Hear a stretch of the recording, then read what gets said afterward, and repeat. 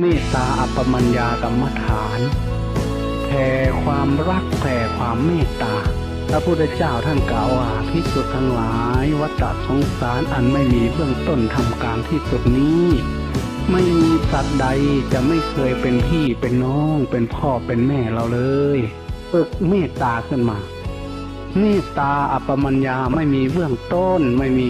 ประมาณนะแผ่เมตตาไปไม่มีประมาณเบื้องต้นเบื้องล่างเบื้องขวางอานิสงส์แห่งเมตตานี่มันจะเกิดขึ้นมาได้จะก่อนจะมีเมตตาต้องมีขันติมีความอดมีความทนตั้งปันได้ก็หัดอดเว้างามอดสะกดใจไหวแพ้ความหักออกมาแท่งดนเข้านานเข้าก็จะกลายเป็นมหาเมตตาขยายออกเทวดาก็รักคนก็รักคนเฮานี่หักกันย้อนความดีความงามความปากความเบา